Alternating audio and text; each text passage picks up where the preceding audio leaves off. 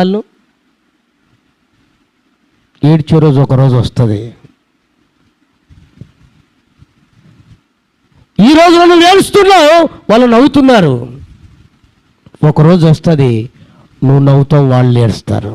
దేవుడికి స్తోత్రం చెప్పండి. హల్లెలూయా, హల్లెలూయా. దేవుడు కార్యం జరిగిస్తాడు. ఇంకొక మాట చెప్తున్నా, శోధన సమయములో